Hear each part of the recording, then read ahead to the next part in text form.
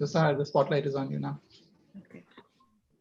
Welcome, everyone. We'll just take a couple of minutes to let a few more people join. I see there's some people in the waiting room, and then we'll get started. But thank you all for joining.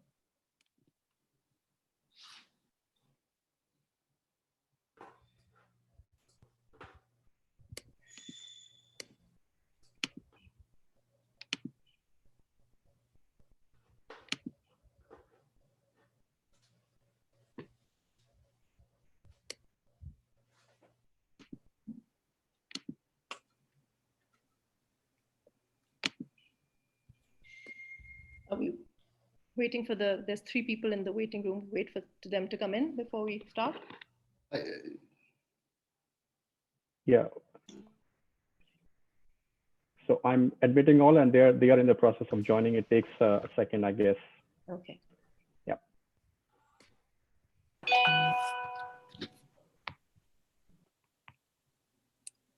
Good afternoon, everyone. Friends, Texans, fellow Pakistani-Americans, on behalf of the Pakistani-American Collaborative of Texas, I extend a very warm welcome to everyone, especially to our distinguished speakers this afternoon, Mr. Khizr Khan, Julie Oliver, Mike Siegel. They're all with us right now. And I would like to thank you all our participants for being here. Texas has the second largest concentration of Pakistani-Americans in the US. This is according to the American Community Survey of 2018. It has about 75,000 Pakistani-Americans. Most of them are concentrated in 3 counties around Houston. We're second to New York, which has about 77,000. So these are big numbers. Austin itself has a very dynamic Pakistani community. Some of us came here as students to attend UT and have now become professionals in IT or engineering. We've got doctors, lawyers, realtors, business owners among us. The doctors have swelled our ranks in the last few years. And we've seen that we are capable of great acts of philanthropy. We've been building schools and healthcare facilities in Pakistan. There have been efforts to help the refugees that we see coming into Texas into Austin, because there's just an open arm policy for them. And of late, in the recent few months, we've seen the mobilization that we've done to help people affected by COVID-19. There's leaders in the Austin business community who are among us. There's musicians. So we have a lot of variety and diversity in the Pakistani Americans who live in Austin. And of course, all of us, I think, are biryani lovers. We're connoisseurs of good food. We have shown that we can come together for a great cause and for a great meal. And I think now it's time to show that we care about who represents us in government. This is what this event is about. I want to just introduce a saying by Plato that I came across. He said, "The price of apathy towards public affairs is to be ruled by evil men." I think we are seeing that now, and it's time for us to do away with that apathy and actually get involved. That's where PACT comes in. PACT, or the Pakistani-American Collaborative of Texas, is a newly formed advocacy group for Pakistani-Americans in Texas. And our aim is to get more of us engaged in civic and political activities. It's a platform for the Pakistani-American community to be more visible and participate more meaningfully in the ongoing political discourse in our state. To that end, PACT hit the ground running, and this, our very first public event, this conversation with Julie Oliver and Mike Siegel, which is to be preceded by our keynote speaker, Mr. Khizr Khan. You will hear more detail about PACT from Farooq later on in the program. Once again, I want to thank our 2 dynamic congressional candidates from Texas for this opportunity to hear you. And the Pakistani-American community wants to get to know you, and we want you to get to know us. Before I invite Khizr Khan Sahab to the podium, I just want to do a quick run through of the agenda for the afternoon. Coming up in a few minutes is our keynote address by Khizr Khan Sahab. That will be followed by the conversation segment, where we'll have Julie and Mike say a few opening remarks. We'll have a question and answer session. And for that, I just want to let people know that if you have questions that you want asked, please send them to us in our chat window in writing. It's a tight segment, and we really want to be able to get everybody's questions asked and answered. After that, we have the concluding segment where we will have an overview for PACT from Farooq. There will be a call to action, which is basically some suggestions on how to remain engaged with the political process before the election. And we would also like to acknowledge all our supporters and contributors, the ones who've made significant contributions to our campaign. Now it's time for our keynote segment. I would request that everybody keep their mic muted for this segment. I would now like to invite an esteemed member of the Pakistani-American community, and he is also chair of the PACT Advisory Council. Mr. Ali Khattab, would you please introduce Khizr Khan Sahib for us? Thank you. My pleasure, Seher. Thank you so much. It is my honor and privilege to introduce our keynote speaker, the Honorable Mr. Khizr Khan. Mr. Khizr Khan is a constitutional rights and national unity advocate, a Gold Star parent who migrated to the United States in 1980 and attended Harvard Law School for his master's in law degree. He is licensed to practice law before the Supreme Court of the United States and in Washington, D.C. and New York State courts. He specializes in commercial litigation, civil litigation, health privacy law, veterans, women, and children rights. Mr. Khan and his wife, Ghazala Khan, are Gold Star parents of U.S. Army Captain Humayun Khan. Captain Humayun Khan was a University of Virginia graduate. He was killed while serving in Iraq as he stopped an attack on his camp and saved lives of scores of US soldiers. He was posthumously awarded Purple Heart and Bronze Star and was buried in the Arlington National Cemetery, Section 60, with full military honors. Mr. Khan is an author of 3 recent books. The first book is titled An American Family, Memoir of Hope and Sacrifice. The second book is titled This Is Our Constitution, What Is It and Why It Matters, written specifically for middle school students. And the third and most recent book is titled The Founding Documents of the United States, Milestones in American History. Proceeds of the books are allocated for a need-based scholarship at the University of Virginia titled Captain Humayun Khan Memorial Scholarship. The family resides in Charlottesville, Virginia. With that said, ladies and gentlemen, I'm honored, and here is Mr. Khizr Khan. Thank you. Thank you, Brother Ali. Bismillah ar-Rahman ar-Rahim. Assalamu alaikum. Greetings of peace. Thank you, Brother Ali Khattab and Nahid Khattab, for organizing this event. I express my gratitude and respect to you all for joining today. I know we have Pakistani-American community leaders and other community leaders with us, and I'm so honored to be with you all. Thank you. To have voice in our country, it is absolutely necessary to participate in our elections, in our political process. I must congratulate you first for organizing yourself in an impactful manner and then deciding to endorse 2 exceptional candidates for US Congress.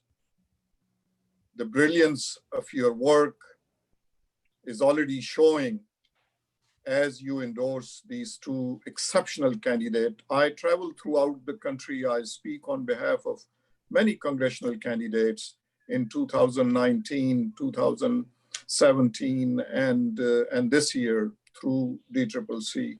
Believe me, I get to know many candidates throughout the country that are running for Congress. But these two candidates that you have endorsed are exceptionally needed, have exceptional qualifications because of their background and because of their lifelong work.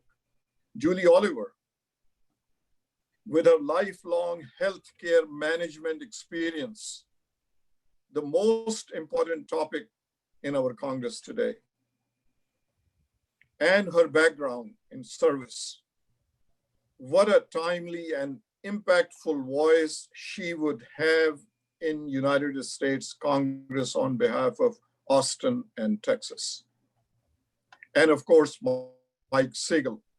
His teaching our children and then law practice decided to serve women and ordinary citizens for their civil rights makes him an exceptional candidate and your voice in US Congress. I am heartened by your endorsement of these exceptional candidates. I wish to also pay tribute to our veterans, their families, our paralyzed veterans and their families, men and women serving in uniform and their families, patriots of our intelligence services and civil service and their families. Thank you for continuing to serve under very difficult circumstances. Your country respects you and stands with you, regardless of Trump's assault on your service and patriotism.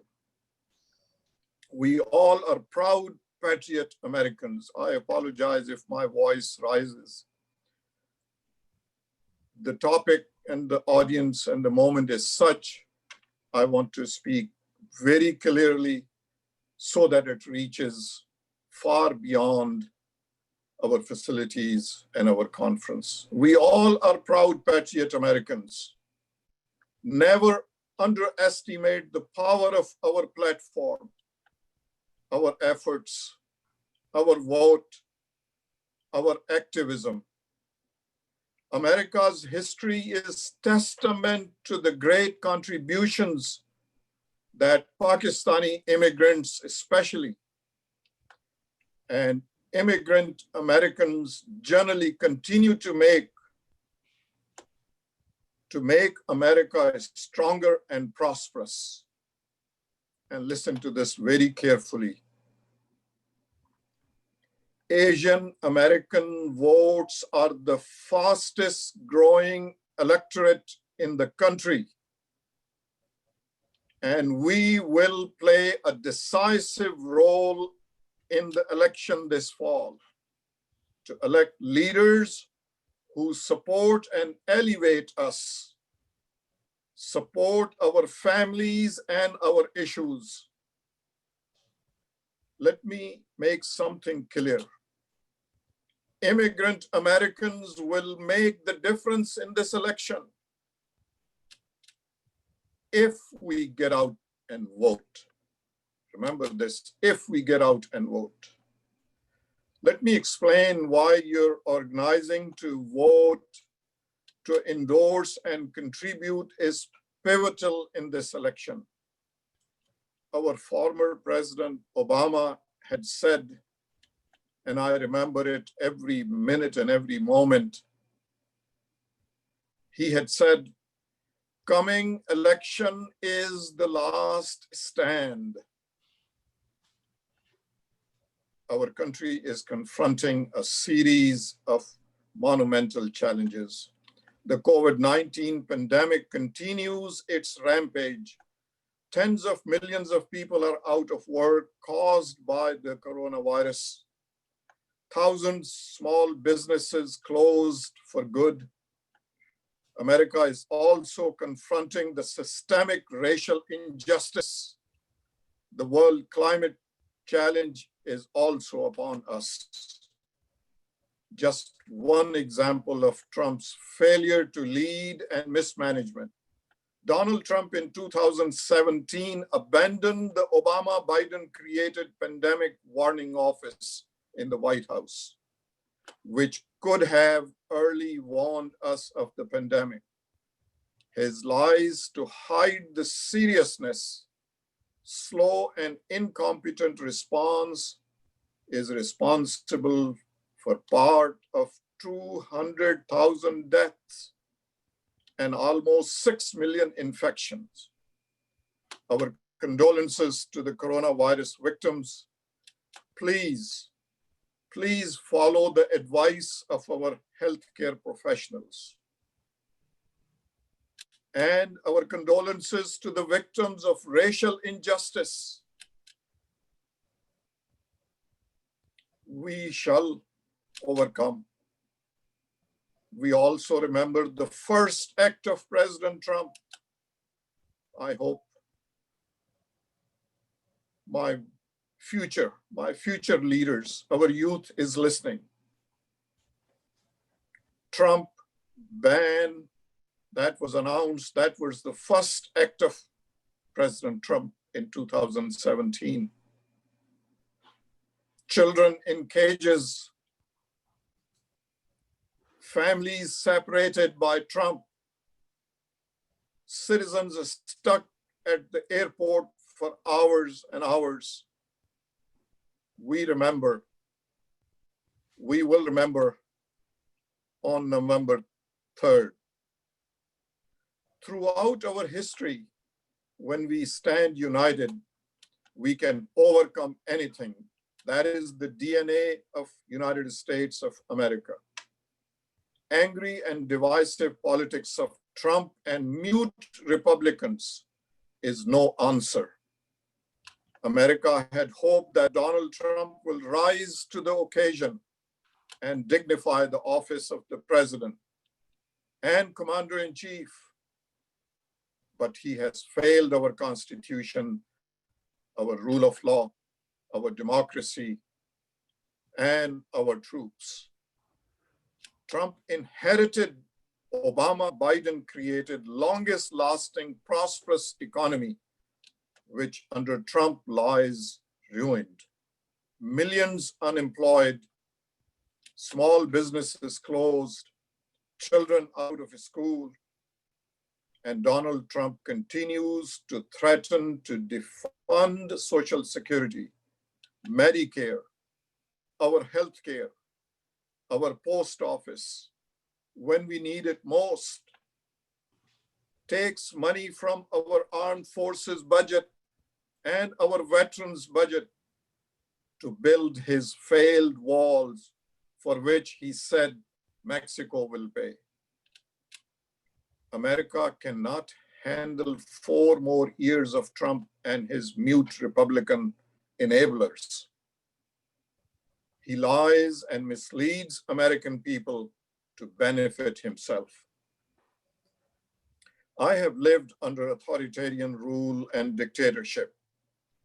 Authoritarians and autocrats of the world do 3 things. First, they announce media is the enemy of the people because it exposes their corruption. Opposition has no place in their rule. It all is hoax, fake, and they need their own judges.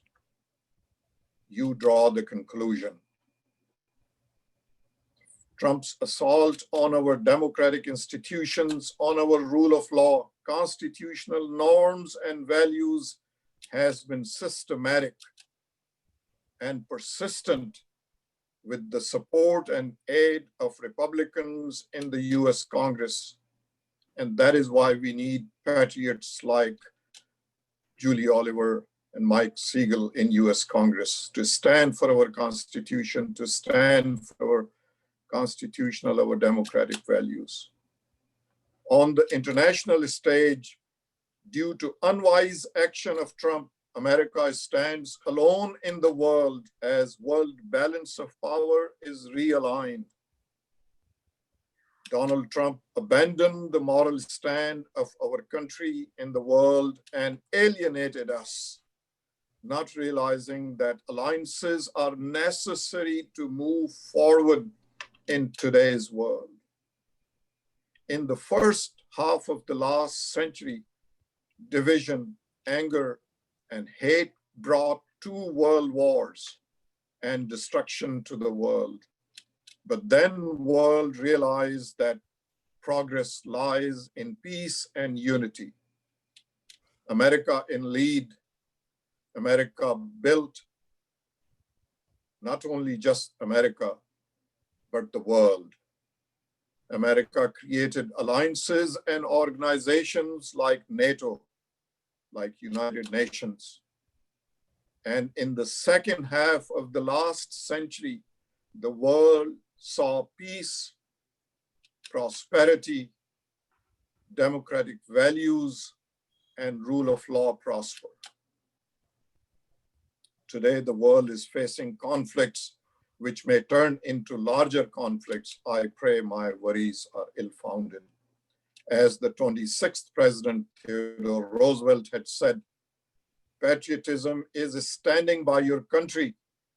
Patriotism does not mean standing by the president.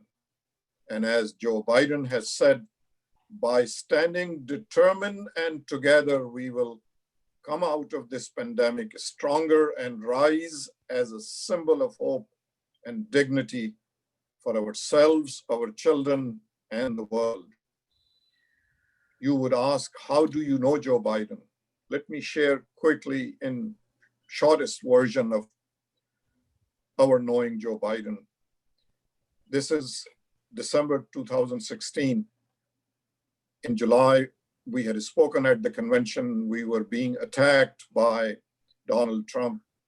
We received a call from the vice president's home that Joe Biden would like to visit with us. We quickly agreed. We live in Charlottesville, Virginia. We traveled to Washington, got to his residence. He had gathered some other folks as well. As we entered the residence, we entered in the foyer of the residence. He recognized us from the distance, came towards us, led us to the back office, and then pointed towards each picture on the mantle of the office, introducing each and every member. And then he did something that only a empathetic, compassionate person will do. He placed his one hand on my shoulder, other hand on Ghazala's shoulder, brought us closer to him in a huddle form and said, folks, you're my family. I know you're under burden at this moment, but I'm here for you. If you ever need me, I'll be right here. Contact me. And since then, off and on, he was not a candidate then. He was being empathetic, compassionate leader. He realized how burdened we were at that time. Plus, he's a military parent. He knows what it takes to send your loved one harm's way, and then to sit in anguish to receive a telephone call, a letter from your loved one. Compare that to Donald Trump. Compare that empathy and that compassion to Donald Trump. Your time, my friends, has made each and every one of you a candle bearer in this dark moment of our history. You like it or not, you have no choice. You are the candle bearer in this dark moment of history. Do not stand on sidelines. I know some of my friends are totally disinterested in participating in politics, elections. Do not stand on sidelines. Walk front and center. Your community gains light and strength by your enthusiasm. I am witness to it. I have traveled throughout the country. I have visited Pakistani-American and immigrant communities, wherever the leaders, wherever the organizers of the community are in lead, are enthusiastic, the entire community, regardless of the burdens of this government, they feel heartened, they feel encouraged to participate. This election is the last stand, as I said. Trump favors our adversaries for personal business profits and he speaks critically of heroes. You must have heard last week and week before. What else could explain his 5 deferments from service in Vietnam, his failure to confront Putin for Russia's placed bounties on our service members? Donald Trump is harmful to America. One institution at a time. Since his election, he has systematically damaged our institutions like our elections, like our post office, to benefit himself and his Russian beneficiaries. So I urge you to read the Senate Intelligence Committee recent report on Russian intervention in our elections to benefit Trump. It's not enough for you and I to simply vote. You have to work to energize our community, your friends, your family to vote, volunteer, contribute, endorse, call the office of these wonderful candidates that are becoming your voice, offer your time, offer your effort, offer to volunteer. In 2017 and 2018, in conclusion, I wish to say this, we saw the impact of immigrant Americans vote, and we will be powerful force in 2020 as well. I give you example of Virginia. In last elections, we saw amazing participation of Asian American, Pakistani-Americans in the election. Look at the result of it. Not only that we have the governor's office, after 20 years of Republican controlling the Assembly of Virginia, they are in minority because of our effort, knocking the doors, asking friends, asking family, asking community to participate, register, and then asking them to not be complacent, go and vote. So please find your friends, not only in the state of Texas, but wherever friends are, relatives are. Our community is very well spread throughout the country. Pardon me. So reach out, encourage them to register, vote early so that you save yourself the burden of waiting in line, and make sure that you remember that our well-being relies on electing the leaders that are our voice, that hear our concern, that address our concern. I'm so honored and so humble to be able to speak with you. Continue the good work. May God bless you all. May God bless the United States of America. Thank you very much. Thank you, Mr. Khizr Khan. It was very inspiring and motivating to meet you virtually, and I'm sure everyone on this call feels the same way. On behalf of everyone here, I thank you once again for taking the time out for all of us. It was an absolute privilege. Thank you. Now, moving on to the next part of our event. This is an honor for me and all our community here in Austin to be hosting two amazing candidates for Congress from Districts 10 and 25. Both these candidates are very progressive on the issues that we all care about, including universal healthcare, environment, gun control, judicial and police reform, and racial justice. On the night of the 2018 elections, I watched the results come in and watched Julie lose the race. I was devastated after all the effort she and all of her supporters put into her race. Let's not make the same mistake this time. Let's make sure we do everything we can in terms of voting for both Julie and Mike and telling all our friends and family and do whatever we can financially. Both these candidates are not taking any PACT money, and all their campaign donations come from small donors like us. So we really need to open up our hearts and wallets for both of them. Now, a little bit about Julie Oliver. Julie lives in Austin, in the heart of District 25, with her husband, Matt, 3 cats, a dog, and their kids. She grew up in an underprivileged background, so she has firsthand experience of the struggle that a lot of families face. She spent her career in the healthcare industry and has 20 years experience in healthcare, finance, and taxation. She made a very brave decision in 2017 to run for office because the healthcare crisis is very personal for Julie. Her son, Brack, was born with a pre-existing heart condition, which makes it very difficult for him in our broken healthcare system. She ran for District 25 in 2018 after Roger Williams had won this district by 20 points in 2016. And she came within 8 points, but ended up losing.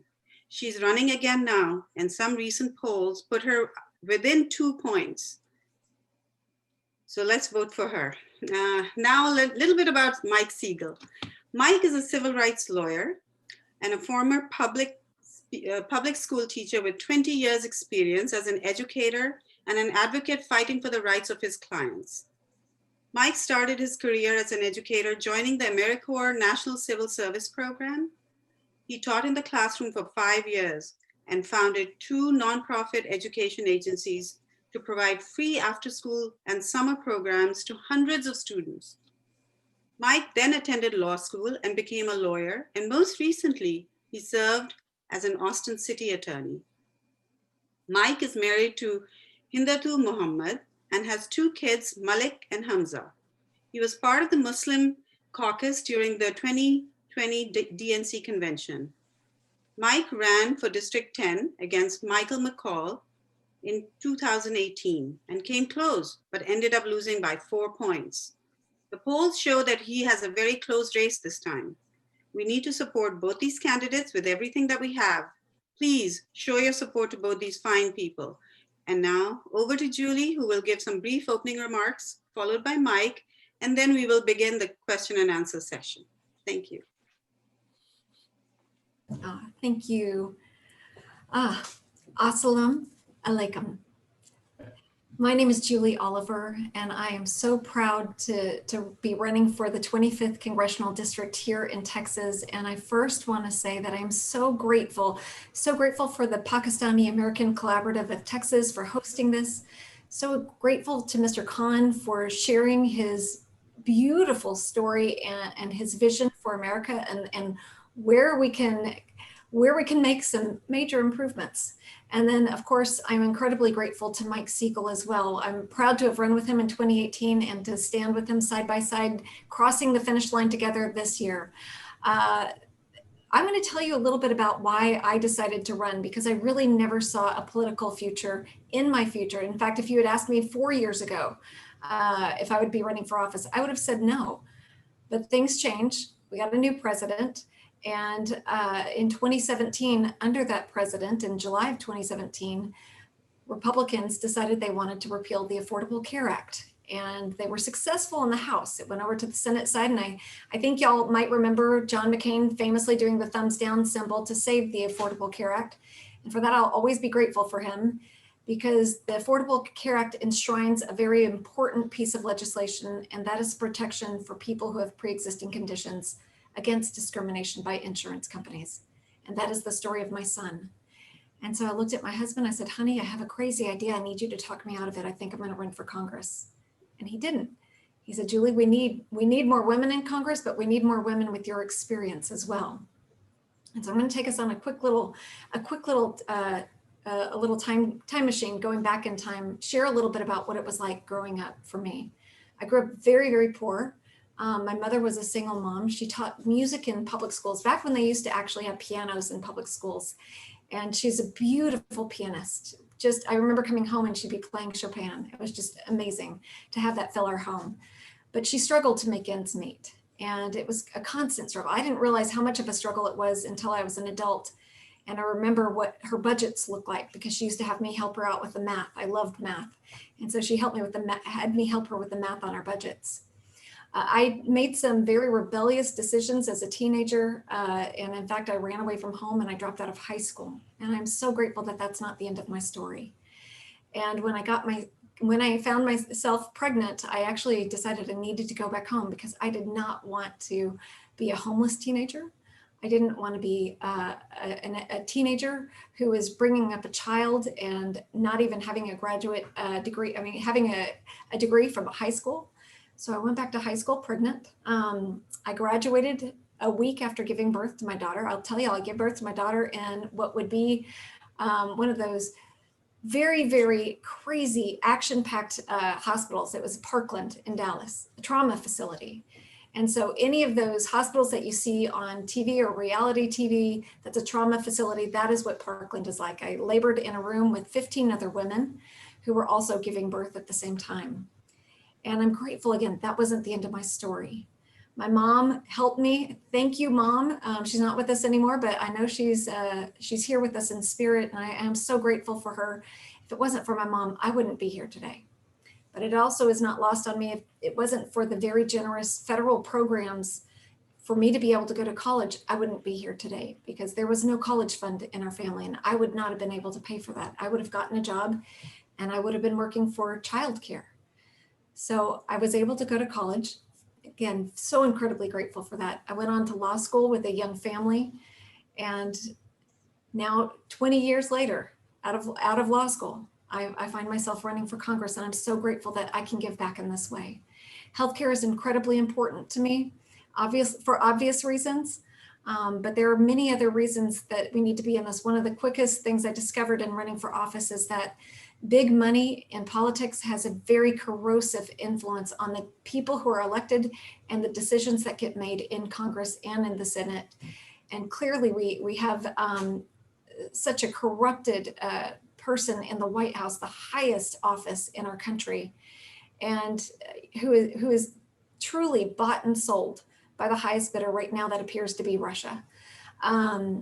So big money in politics is a huge part of my platform, because I realize that we really can't get a lot done as long as people are beholden to their donors and their special interests, and not to the people that they were elected to serve.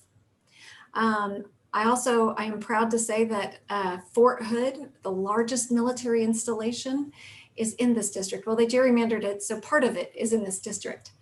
But I would be proud to serve. In fact, one of the committee assignments I hope to get in Congress is the Veterans Affairs Committee.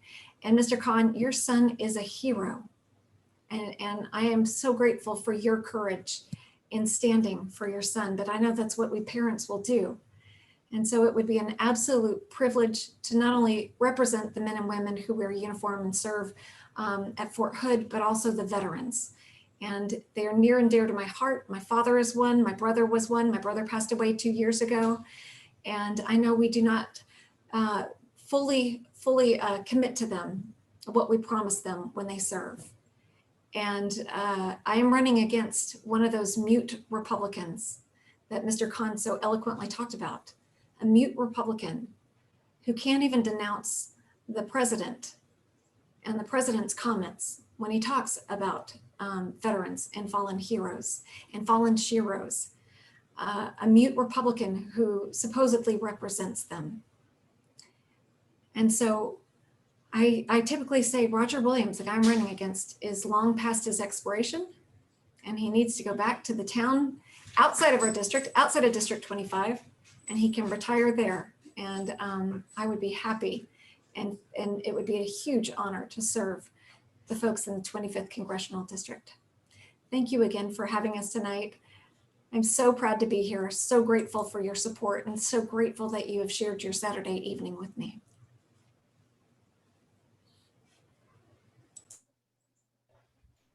Right on. Well, thank you, Julie. Wonderful words. And assalamu alaikum, y'all. I'm Mike Siegel, Democratic nominee for Congress here in the Texas 10th, running to replace Republican Mike McCall. And really honored to be with you all. Mr. Khan, thank you so much for blessing us with your presence and your story and your call to action. I mean, to lay out the stakes of what we're fighting for. We're fighting for common decency. We're fighting for democracy. It's for the people in this country. It's for the whole world. It's for our planet. And I'm really honored to be working with everyone here with PACT and Engage, Ali Katau, who introduced Mr. Khan. Honored to have you as a supporter of this campaign, and this is definitely one we can win this cycle. So to share a little bit about myself, I was raised by a Jewish father and a Christian mother, and I fell in love with a Muslim woman. And you know, I'll tell you one thing that all these faiths have in common is a commitment to social justice and equality, right?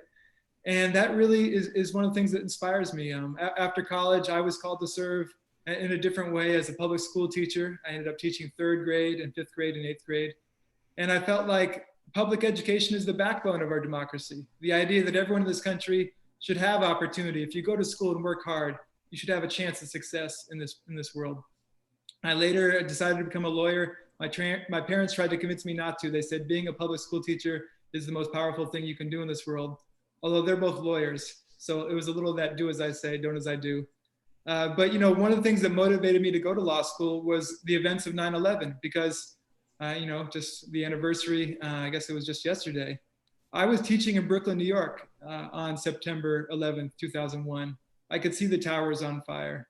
And I experienced that trauma with my students who had family members in downtown Manhattan.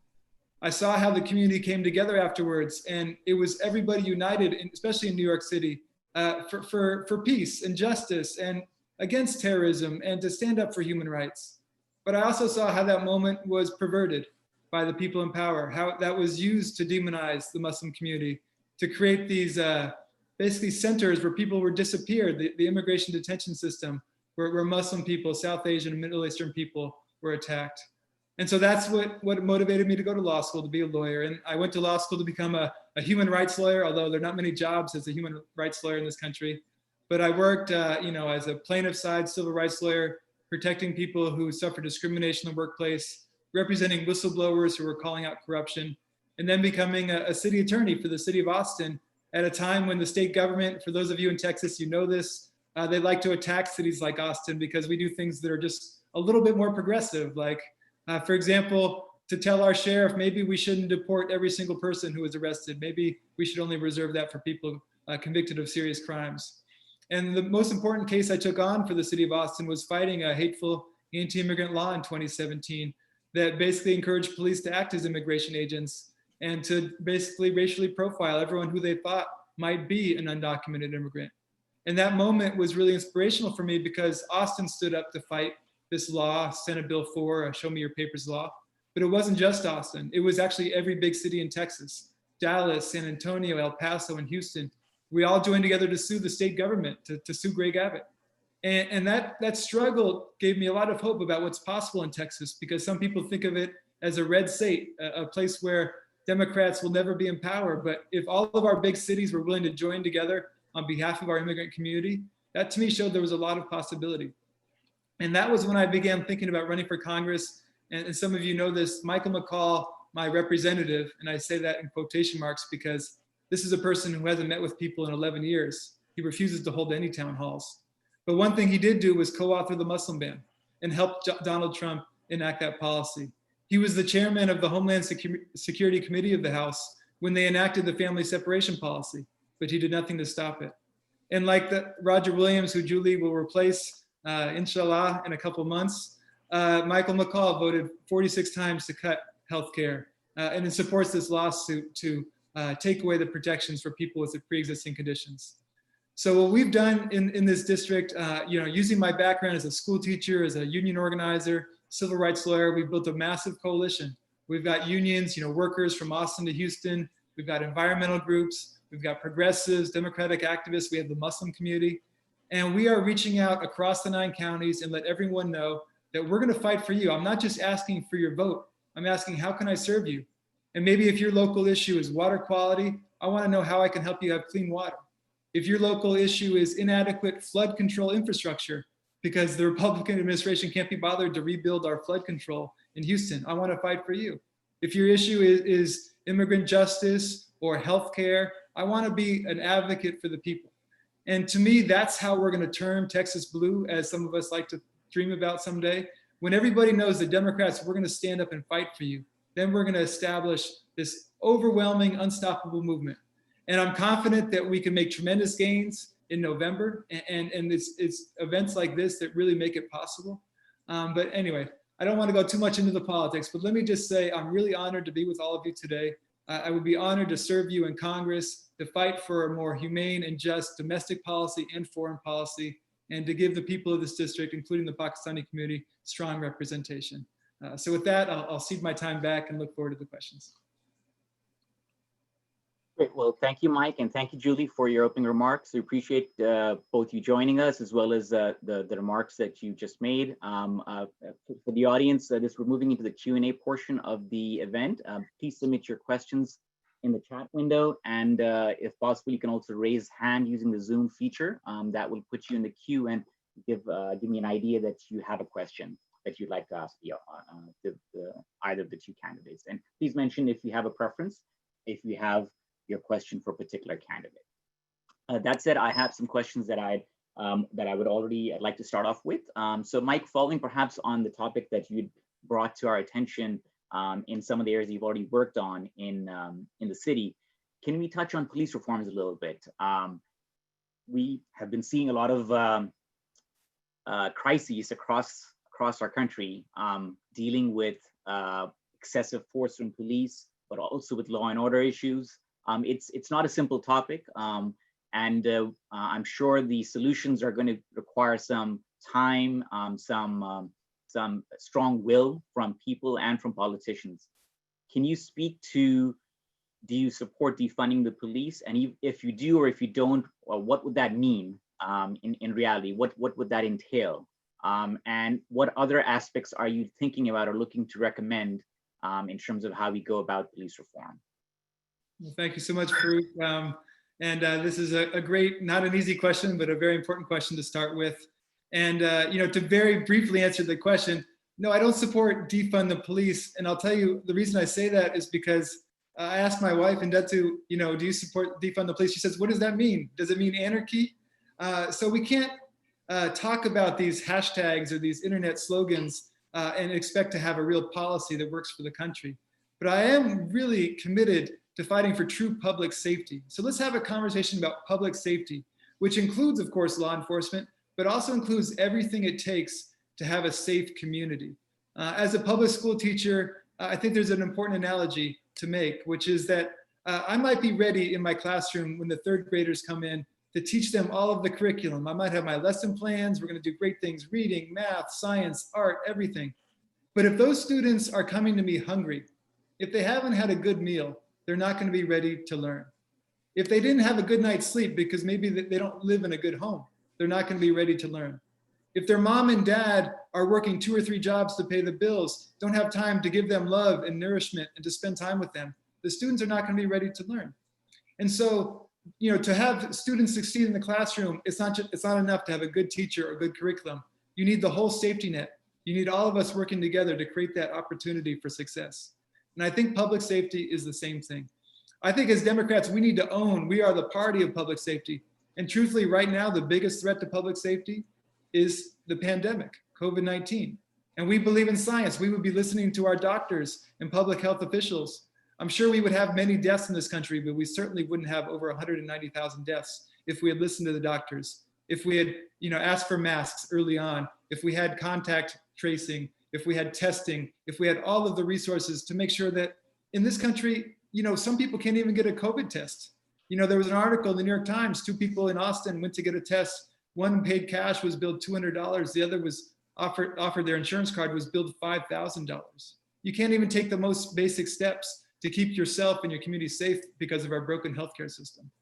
And so to me, yes, we need to look at systemic racism, and we have to support the movement for Black lives to say that Black lives are not expendable, that, if my wife or my children have an interaction with the police, they should not feel like their life is in danger. Certainly, we must root out racism in our police departments because it takes a whole village of corruption, frankly, to allow an officer like the officer who killed George Floyd in Minneapolis, Minnesota.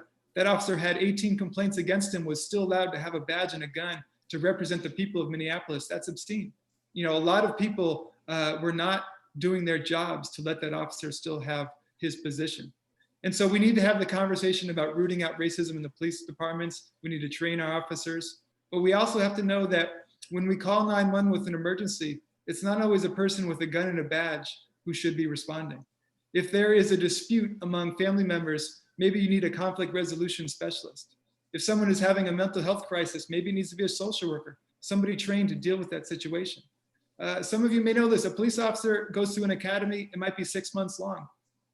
That's not enough to solve many of these complex problems that they face on the streets.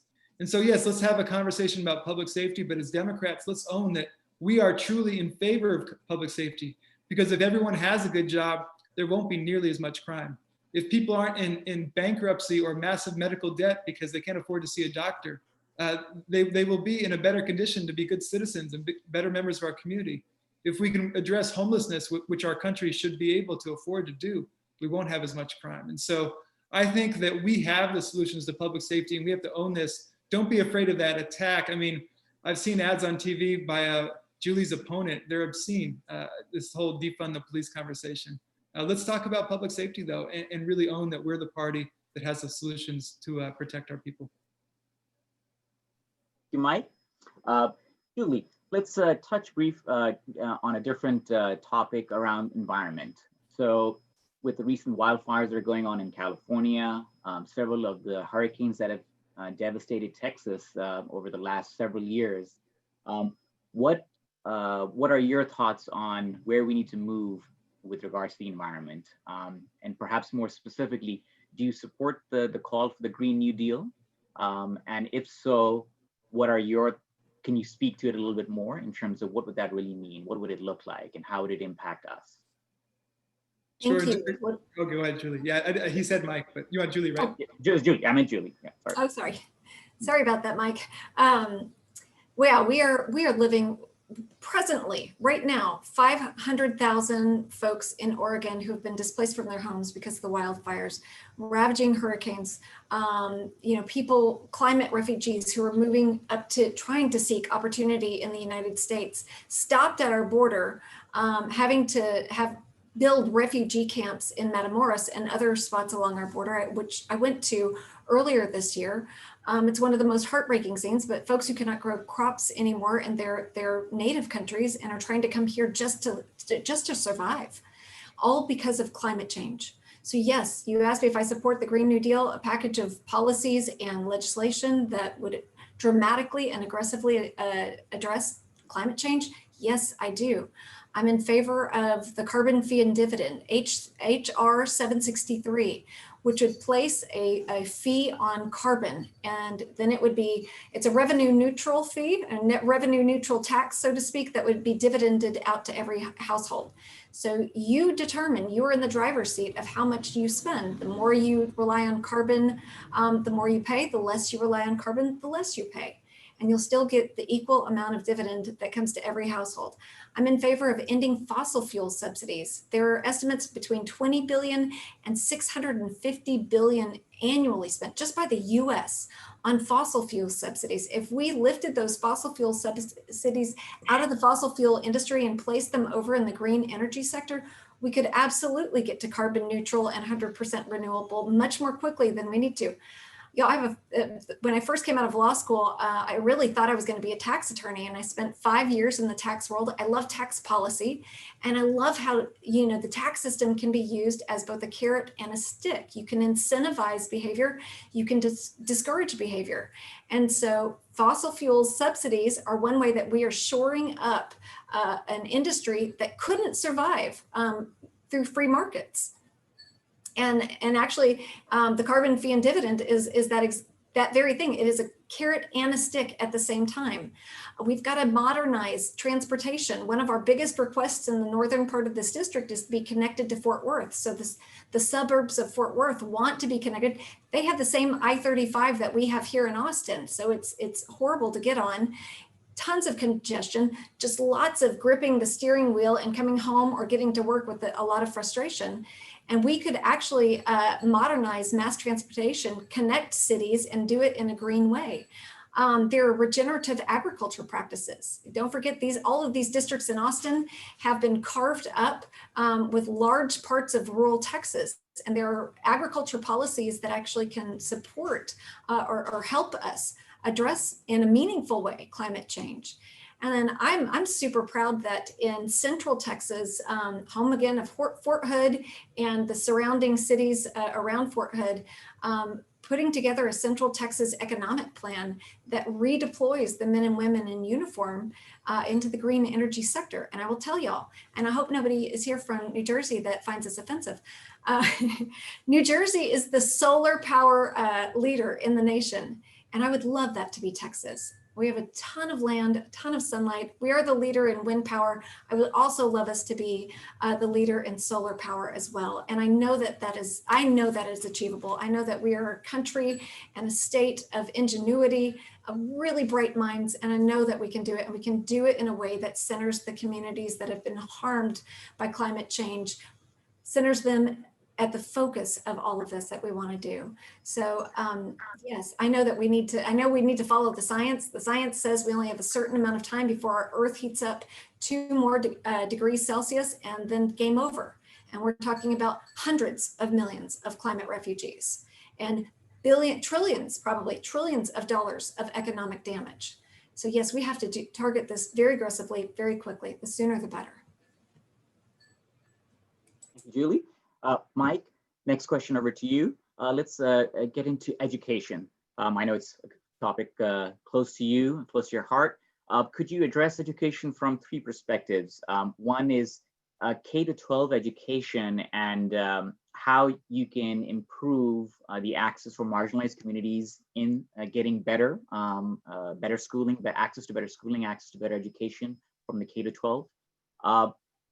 Secondly, can you talk a little bit about post K-12 in terms of how do we address retraining our workforce for the jobs of tomorrow?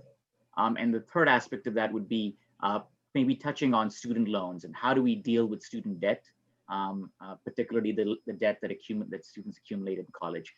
You may not be able to touch all of that. I leave it up to you to how do you want to break it up? Solve it all in about 3 minutes, right?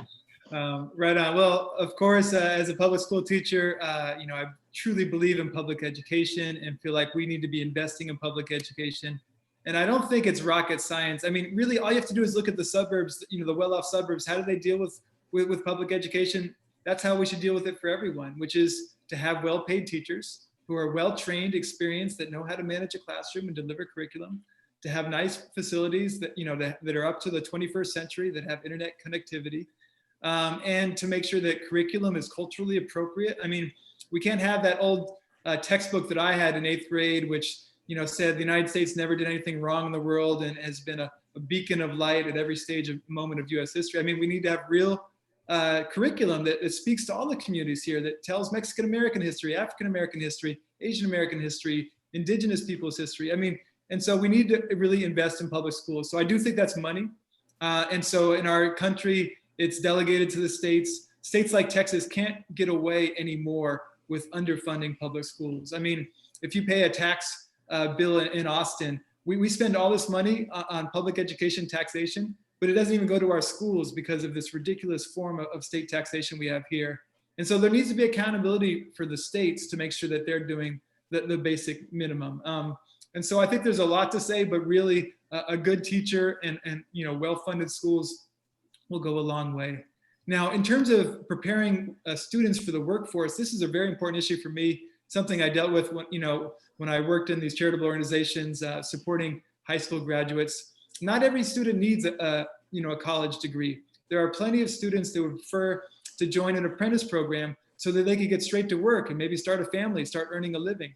And so we need to figure out ways that you can have multiple tracks, where you can have trade schools, which is something we used to have much more in this country. We don't anymore. For example, if we get the Green New Deal or some of these programs like Julie was mentioning, let's train high school seniors to be ready for some of those jobs when they're 19, whether it's planting trees, building infrastructure, cleaning up pollution. There's a lot of jobs we can create. Now, of course, for anyone who wants to attend college, we need to make that accessible. And to me, this is something that's very important for my generation and the younger generations.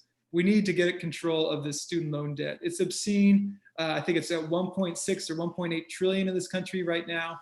And I'll tell you, I support forgiving that debt, canceling that debt. And it would be a much better investment. If you think about that tax cut that Trump issued to the wealthiest corporations, that was about $2 trillion. If you just wiped out all the student loan debt in this country, and it would be a process, of course, but that would free up so many young people and even middle-aged people. I might be middle-aged myself at this point.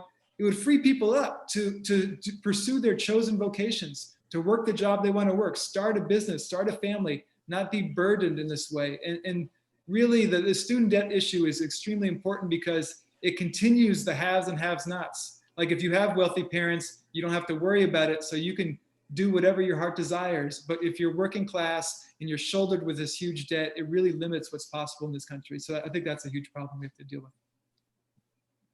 Mike, and going next to Julie, we'll take a question from our audience. This is touching on healthcare. And I know that's a favorite topic of yours, Julie. So the question is from Kamran Jabbar. I'll read off the question part of it first, and if you want, I can give you the context. But the question itself is, how do you plan to fight the healthcare insurance companies and big business money for universal healthcare?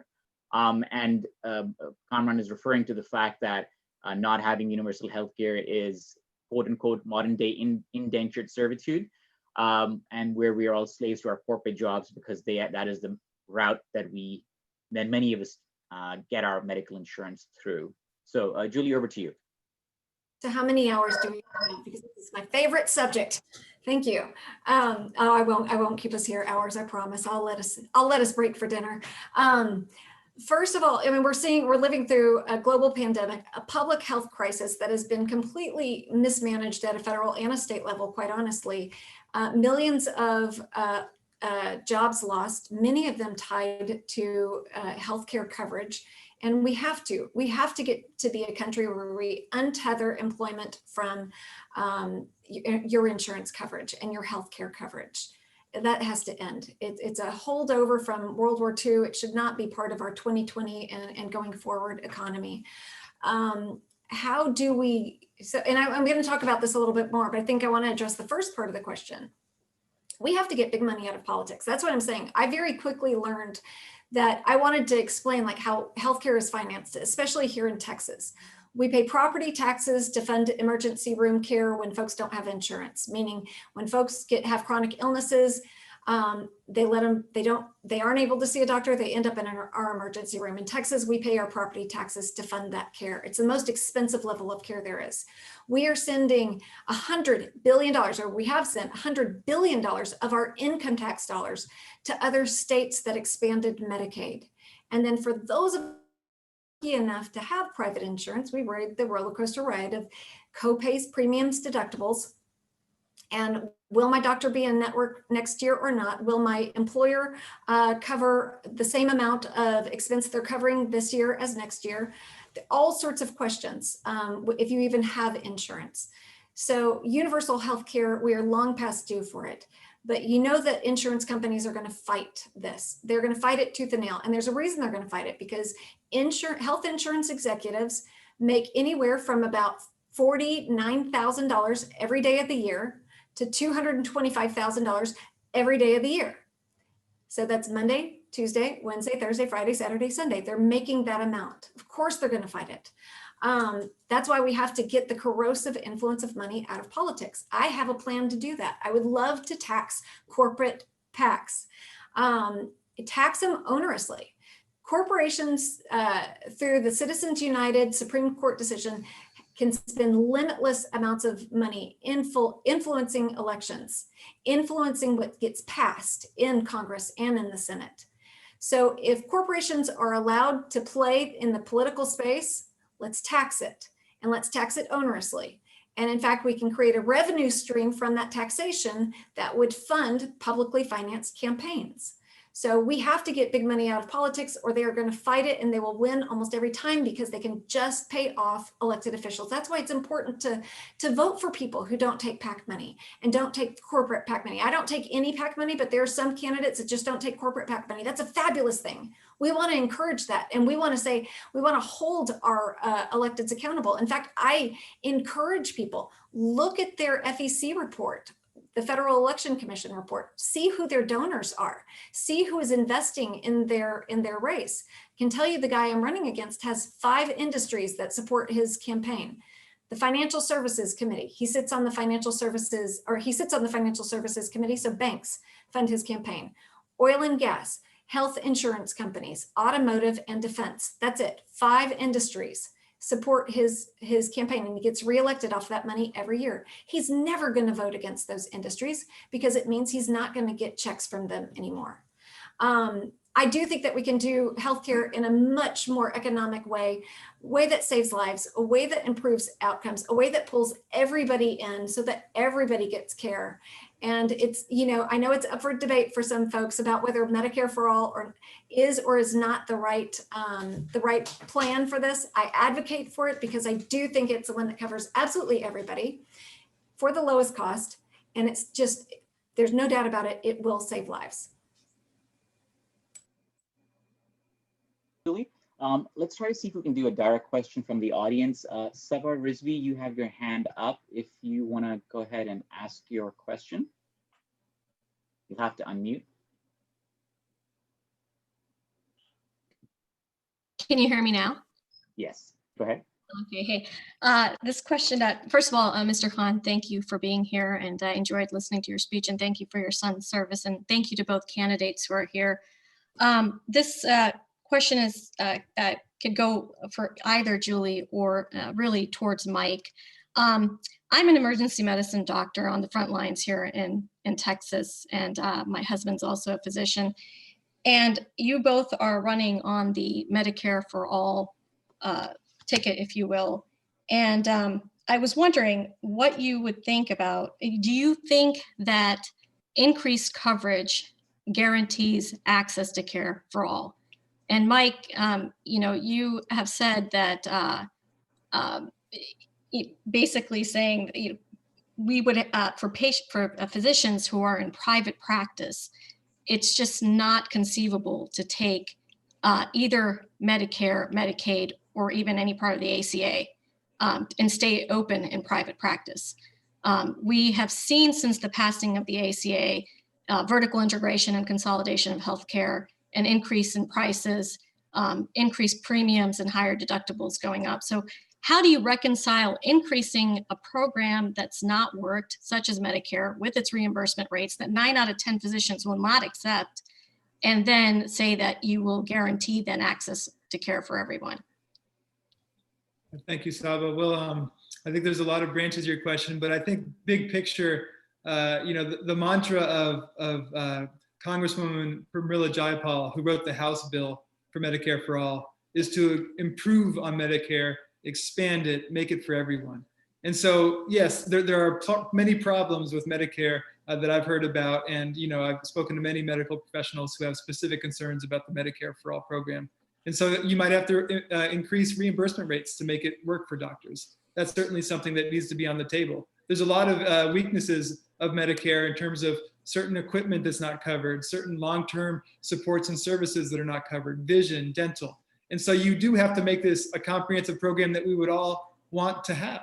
And that's key. And to me, that is another analogy. Sorry to always bring it back to public education, but if we all are sending our kids to public schools, we're going to make sure those schools are good schools. And if we're all participating in this national healthcare program, we're going to make sure it works for all of us. And to me, that's what we all need to have some skin in the game to make sure it works. And one issue in my district is the closing of rural hospitals. 3 rural hospitals have closed in the Texas 10th Congressional District in the last 10 years alone. And a lot of that has to do with the Republicans refusing the expansion of Medicaid in Texas. You know, matching dollars coming from the federal government, we refuse to accept those dollars. Instead, Texans are paying for Medicaid expansion in 37 or 38 states across the country, but not here. And because of those dollars not being there, these hospitals, when an indigent, you know, person without money shows up at the emergency room, they're required to provide care, but they're not getting the reimbursement on the other end. And so by having universal federal healthcare dollars available, that will keep our hospitals open, will increase access to care.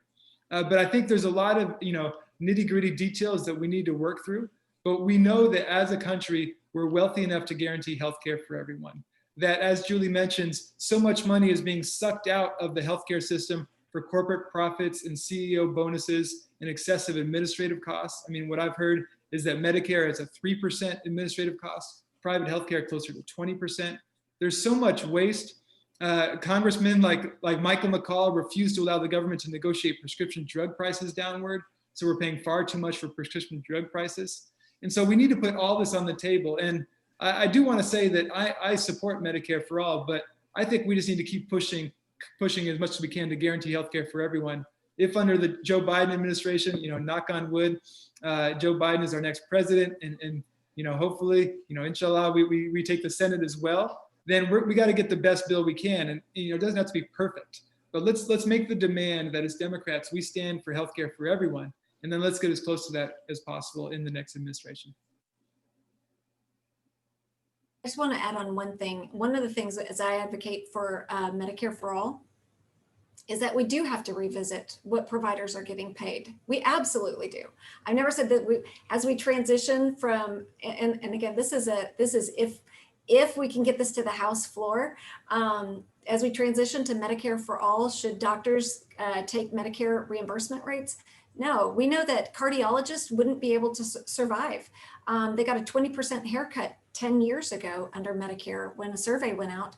They didn't complete, and dermatologists and podiatrists did, and there's increased reimbursement under Medicare for dermatology and foot doctors, but not for cardiology and many of the other service lines. So we have to pull doctors in. We need to look at what real reimbursements are, but I also know that for physician practices, the administrative headache goes away. So that's a bonus to doctors. But yes, absolutely looking at provider rates for sure. Thank you both for that. We'll go to another question that was in the chat window, and this one's from Kamran Durrani. This one's on gun reforms. Kamran, do you want to say your question out aloud yourself? I would say that I didn't hear. I saw someone from Julie's campaign answer in the chat window, but I'd like to hear Mike if Julie wants to comment on that. My question really was that where do you guys fall on the spectrum of gun reform? Is it just basic universal background, or you're for assault weapons ban? That's something. I mean, if you want to call me one issue voter, that'll be the issue for me. What other basic school safety reforms would you want to propose? Well, you saw my answer a little bit. So I put in there, we did have an assault weapons ban once upon a time. It was sunsetted, it expired, and it wasn't re-upped. I am absolutely in favor of common sense gun safety legislation, including universal background checks. It's interesting to note that the original Brady bill on universal background checks was not found unconstitutional because of the Second Amendment. It was found unconstitutional on 10th Amendment grounds, meaning it was an unconstitutional federal burden on states. We can address that at the federal level by providing a federal database from which states could tap into. I also believe that we need to ensure that people who are an extreme risk to themselves or to others who have been adjudicated by a judge, so that means due process is involved in the equation, they shouldn't be able to buy guns because we know that they're an extreme risk to themselves. That means an imminent risk to themselves or somebody else. I would love to see the Violence Against Women Act actually fully pass through the Senate. I think it's sitting on Mitch McConnell's desk. But we know that we are a nation that has a lot of guns. And I will say that in Texas, especially rural Texas, if you're asking me, am I going to come for people's guns? That answer is no, I'm not coming for people's guns. In fact, one of my funniest stories was in Lampasas, Texas, where everybody in the room raises their hand saying, I got guns, I got guns. And if anybody tries to come and get them, there's going to be a problem. Those were Democrats saying that. So, but I do think that there are definitely some common sense gun safety solutions, including private seller to private seller being able to tap into that federal database to ensure, because I know responsible gun owners do not want to sell their guns to somebody who's going to go commit a crime, either in their communities or in schools. Right on. And just for clarity, I agree with all the reforms that Julie mentioned. Whether it's universal background checks, closing the gun show loopholes, the extreme risk protection orders, ending the sale of assault weapons. And I think, big picture, think about what we need to operate a vehicle, a motor vehicle in this country. You need insurance, you need inspections, you need a driver's license. Like, why is it so easy to get a gun, but to operate a car is so challenging? I think we should treat these things similarly. They should be regulated to make sure everyone's using their firearms safely. I think another point that relates to something Julie's talked a lot about is the influence of the gun manufacturers on our policy. The idea that over 90% of Texans, not just Americans, 90% of Texans support universal background checks, but we don't have that kind of national policy, shows that this money coming in from the National Rifle Association needs to be stopped. And so we need to address money in politics. We can't let the weapons manufacturing industry buy our elected officials. I mean, John McCain, rest in peace, before he died, took over $6 million from the NRA. That's obscene. That means that he's not going to represent his constituents on that issue. He's going to be representing the gun lobby. And so we do need to look at campaign finance reform to address the influence of these gun manufacturers. Great, thank you both for that. As a reminder to folks, for the audience, if you want to ask your question out loud, please raise your hand so I know that you're interested in doing that. Otherwise, I'm using the questions in the chat window. If we can perhaps go into sort of a sudden death round of doing quick questions, let's try to do that so that we can get a few more in the time we have.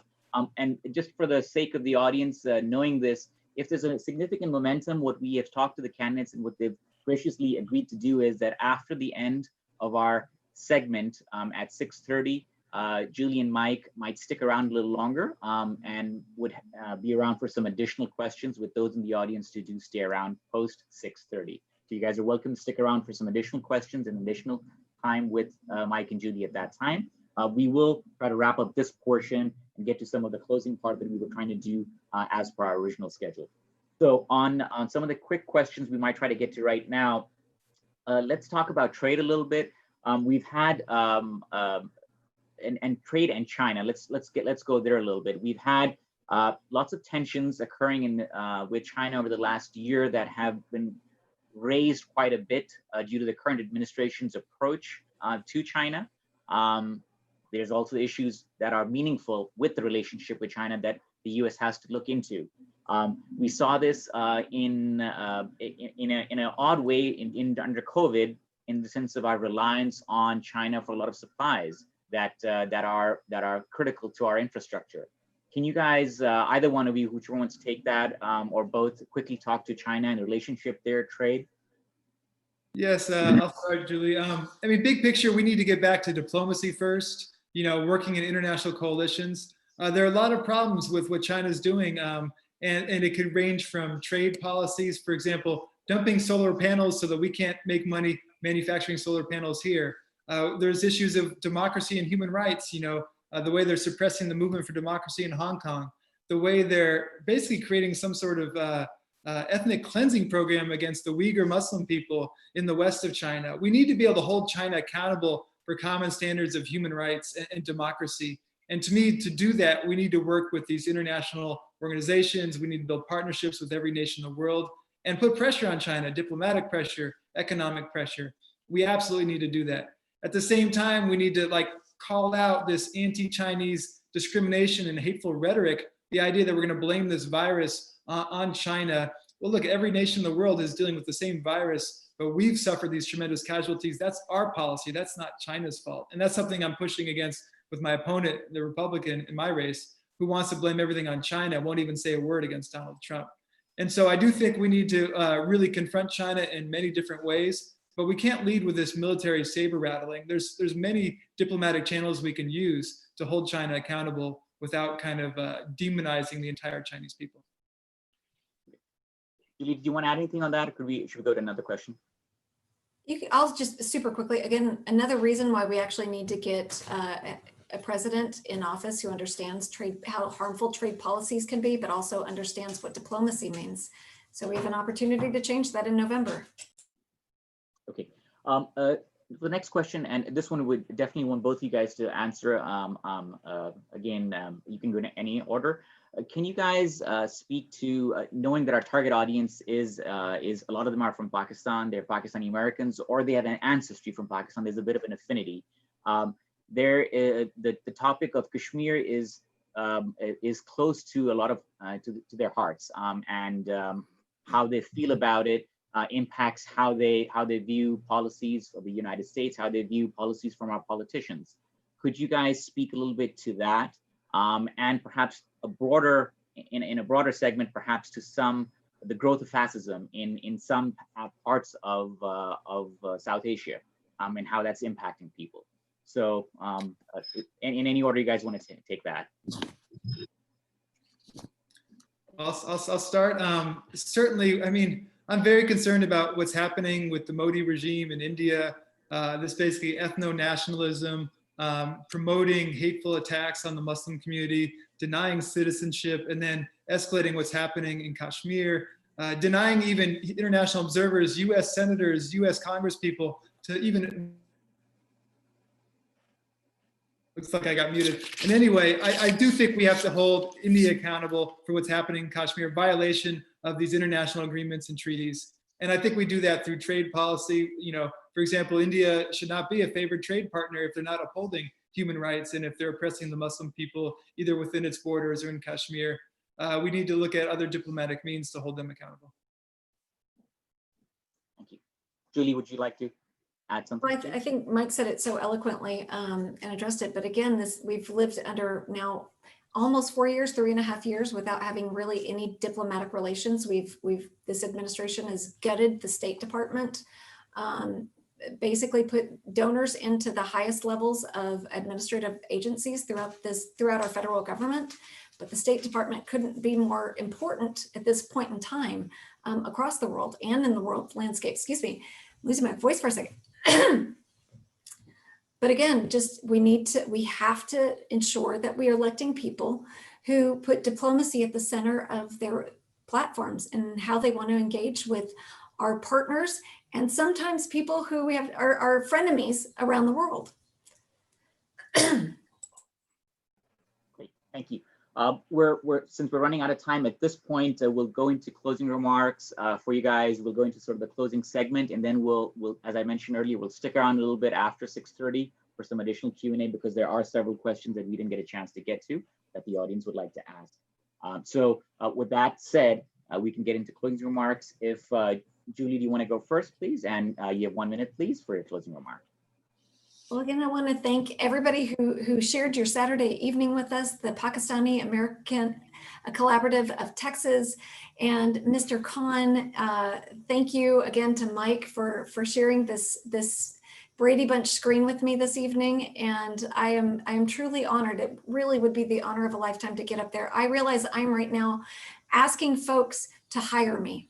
I am running to be a customer service representative for the folks who've been drawn into a jalapeno-shaped district. And truly what that means is I want you to evaluate the 2 candidates that are in front of you.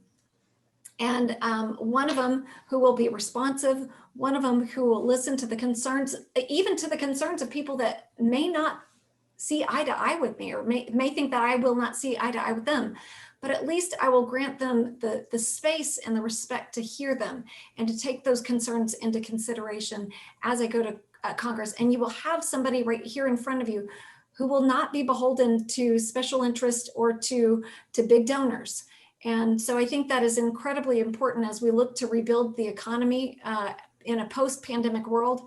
I do believe we need to ensure that we can't ensure the rebuilding of our economy to the party that drove it into the ground.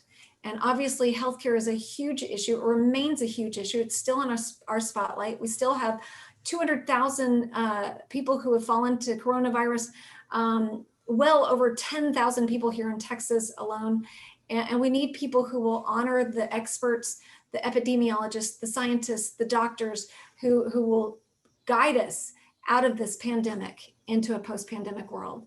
So I am asking for your support and your assistance and your vote. And again, it would be my honor. And if you ever have questions for me after this, my phone number is on my website. At the bottom of the website, go to julieoliver.org. And I kid you not, you'll either get me or my 12-year-old daughter answering the phone. Right on. Well, thank you all so much, Mr. Khan, Farouk, all of you who put this amazing event together. I would be honored to be the Pakistani representative, your candidate in the Texas 10th. I would want to represent the Austin Pakistani community, the Houston Pakistani community. If any of you who aren't here in Texas want to visit me in Washington, D.C. next year, I would love to have you.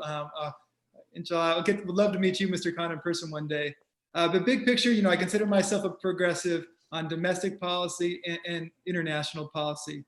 And so I want to make sure that there's no racial discrimination in this country, there's no religious discrimination in this country, that our Department of Justice is making sure we actually have justice for all, that we're fighting these white supremacists and hateful groups, we're investigating the burning of mosques here in Texas and around the country, that everybody can practice their religion and live here safely and have opportunity.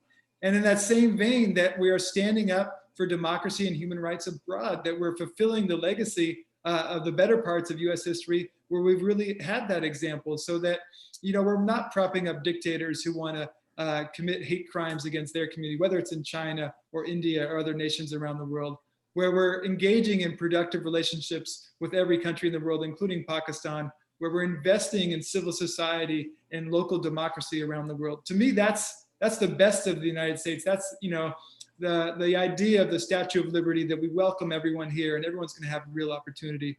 So I want the American dream to be for you, for all of us, and I want to represent the people of the Texas 10th. So thank you so much for spending some time, and for everyone who supported, thank you again.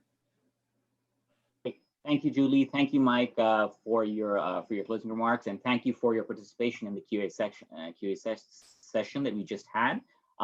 As a reminder to people, we will try to do a few more QA, some question and answers after 6:30. So it's in just a few more minutes. We're just going to try to wrap up here for those who may not be able to stick around longer beyond 6:30. Also, thank you to Khizr Khan for your service and for your family service, for your participation in this event, and for helping us recognize these two candidates in their fight for better rights, for our justice system, for our healthcare, for police reforms, for all the topics that are of that we care about.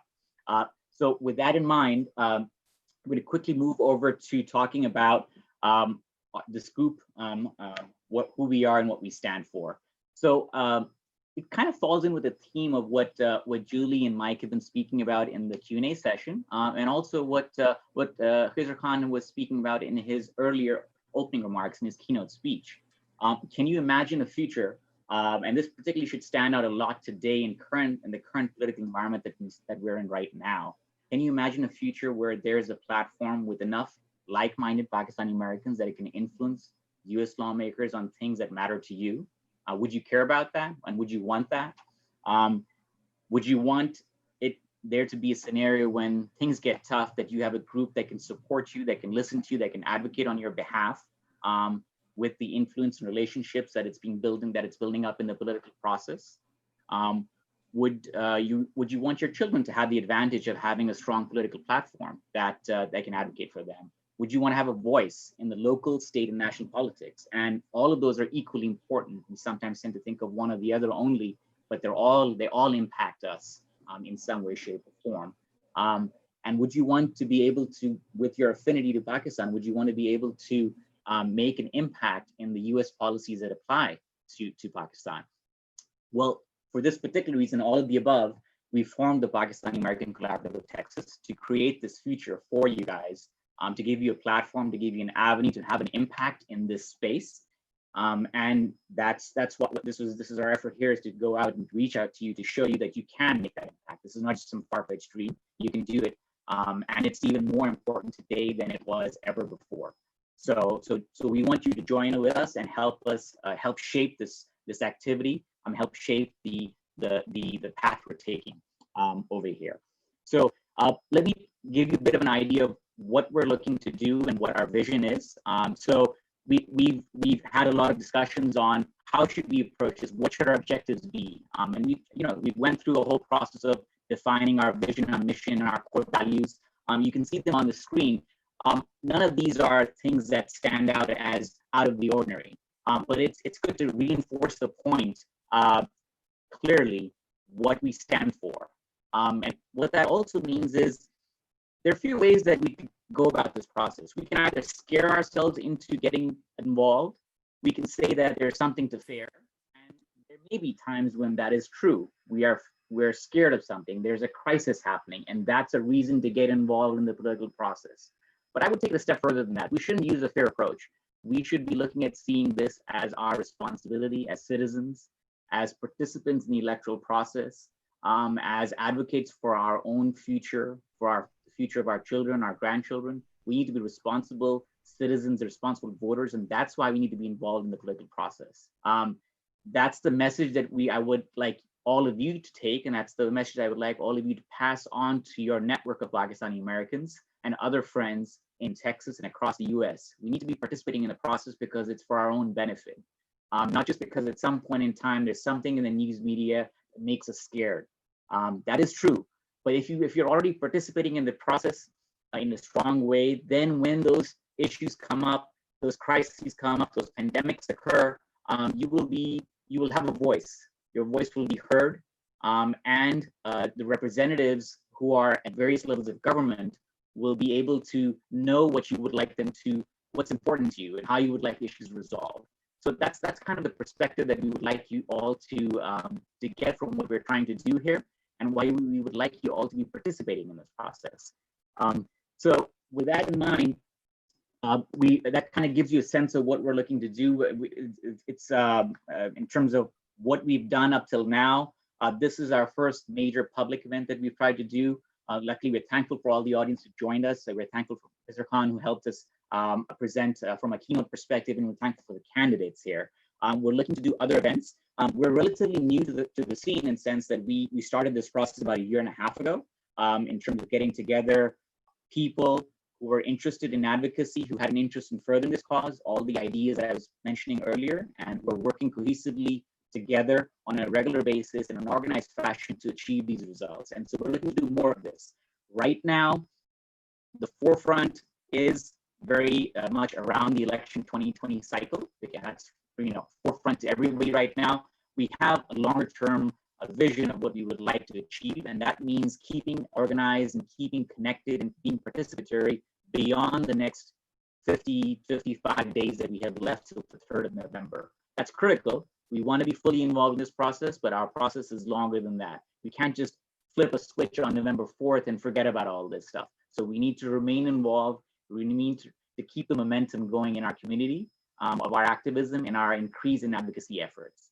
So with that in mind, let me sort of close that sort of overview of what PACT is and focus on what the next steps are and what our call to action is. Our call to action is be involved. Be involved yourself. Make sure your family members are involved. Make sure your network is involved in advocacy efforts. Advocacy efforts can be around political activities. They can be around civic activities. They can be at the local level, the state level, or the federal level. They can be helping be in causes that are outside of your own self and own home. Helping a food bank, helping raise money for PPE equipment for medical practitioners. All of these are relevant advocacy efforts that we want our community to be involved in and be involved in as a community. We know that there are a lot of people in our community as individuals who are organized and who are participating in these efforts. We want them to do so together with the rest of us, because when we're together, we'll make a larger impact. And so we want to take advantage of that. With that said, I'm going to quickly hand over to Zohaib Qadri, who can speak to a few more asks of the community. Zohaib, over to you.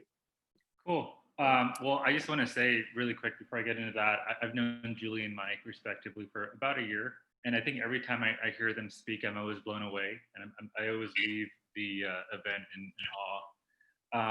It's easy to be a good politician, right? It's easy to be a politician. It's hard to be a good person. And I couldn't think of two better people to hopefully one day represent the 10th and 25th congressional districts out of Texas. In order for them to get to the finish line, though, they need money.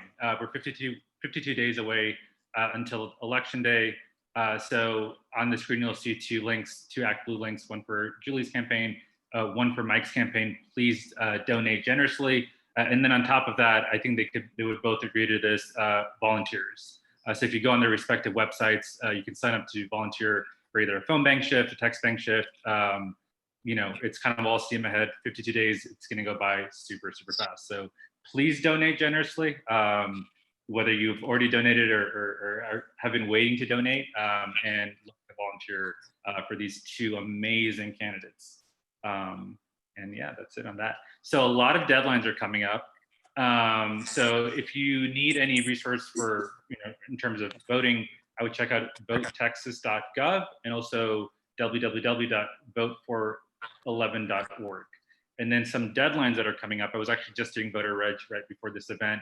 The voter registration deadline is coming up on Monday, October 5th. The last day for a mail-in ballot request will be October 23rd, which is a Friday. Early voting starts on October 13th and goes all the way until October 30th, and then election day, like I said, 52 days away, will be on November 3rd. And if you're doing a mail-in ballot, you just have to make sure it's postmarked by November 3rd, and the last day to receive a mail-in ballot by election officials, once again, is November 3rd. So once again, thank you both, Mike and Julie. I think they're fantastic, and I'll probably look to donate, and I think everyone should donate and also volunteer. So thank you guys. Thank you, Zohaib. Thanks for all the dates that you shared with us. It helps us remember that we have to not only participate, but do so in a timely manner so that we don't, drop any balls. Khizr Khan Sahab in his speech told us many interesting ways and important ways that we can all participate: registering for voting, volunteering. Zohaib also mentioned that, contributing. We've been posting the links, donating, endorsing candidates, and also voting early. I think those are all great ways that we can all remain active and meaningfully engaged. I have a slide now that Saadat is going to share. We've had some great donations coming in, and just wanted to acknowledge all our wonderful supporters and contributors to Mike's and Julie's campaigns. Thank you so much for your contributions and for your support for these candidates. They truly are wonderful representatives of our voice. This is the end of our program. I'm sorry we've gone a few minutes over. As Zohaib said, we're 52 days away from a defining moment in our country's future, and it has never been more important to actively engage and make our voices count. I just want to reiterate something Khizr Khan Sahab said, which really spoke to us and to what we're doing around, that immigrant Americans will make the difference in this election, and only if we get out and vote. So let's remember that we have a responsibility, not to to ourselves primarily, and our families and our community, and just wanted to leave you with that thought. Thank you for your participation. Julie, Mike, Khizr Khan Sahab, great honor, great privilege to have you here. And thank you to all the participants for your questions, for your patience. We were delighted to host you and have you here, and we look forward to more engagement. Good evening, and Khuda Hafiz from all of us. And those who want to stick around for more questions, I'm going to hand over to Farooq, who can manage that. Thank you very much. Thank you, Sarah. Thank you, everybody. Thanks, everybody, for joining us. We will be doing a few more Q&As. So thank you for Julie and Mike agreeing to stick around for additional questions from the audience. If you have questions, please either put them in the chat window. We'll actually open it up. You can we'll ask the question yourself. Just raise your hand in Zoom, or put it in the chat window that you want to ask a question. Some people sometimes can't find the raise hand thing. Just either way works, and we'll get to your questions. So let's see. I'm gonna try to look at some of the prior questions that we had already waiting in the queue. Let's see if we had Sayed Elias ask a question about Palestine. Are you online yourself? Would you want to ask the question, or if you are, feel free to unmute yourself. Yes, I did unmute myself. My question was, so far, American policy has been very pro-Israel, and Palestinian rights had never been raised, especially during Trump administration. Is there any chance of having an equal treatment to both, and not giving Israel a blank check financially, militarily, and in other ways? So, the candidates have any views on that? Yes, of course we do.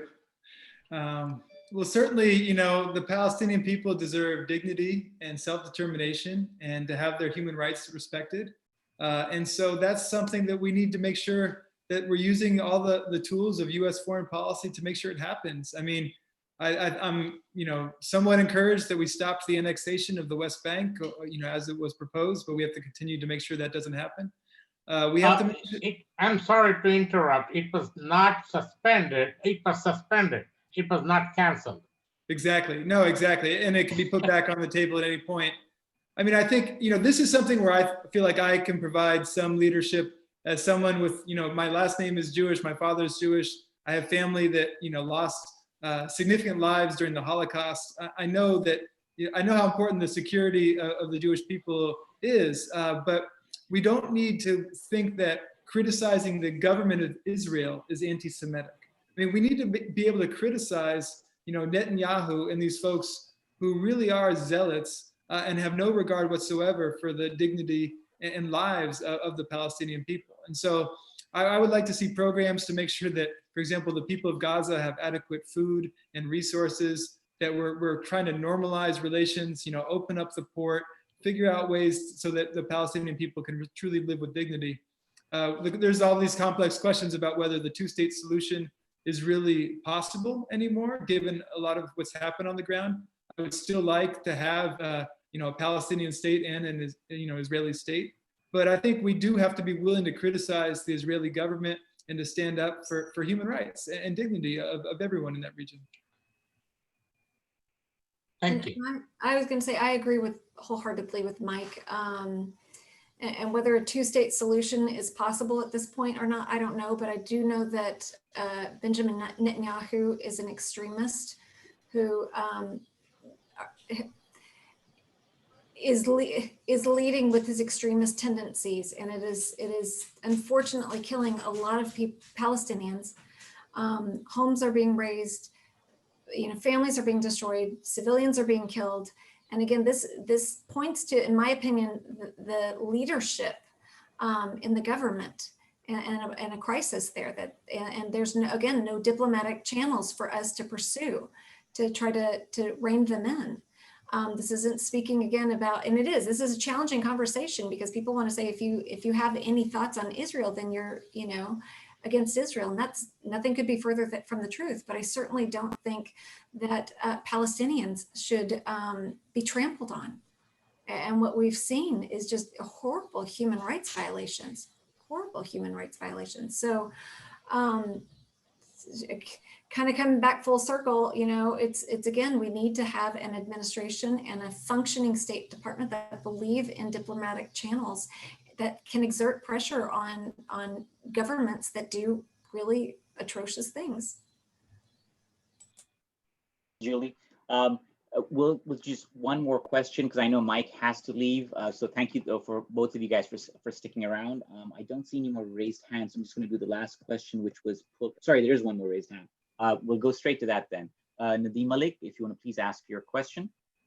Hey, thanks, Farooq. Hey, Julie and Mike, it was really a pleasure to listen to both of you. I think you really represent the interest of the community here quite a lot, and it's really a pleasure to have you both represent us from Austin. So I want to just take the conversation a little bit to a wider level, right, other than just our community. So I have two questions, and you can take them as comments if you don't have the time to maybe respond back. So the first one is that I think, Mike, you mentioned that McCall essentially has been there forever, right? And he does not even meet his constituents. So is there any plan from either of your ends to maybe introduce some legislature so that we don't have incumbents continue on and make it their kind of an endowment forever until they basically are too old to serve?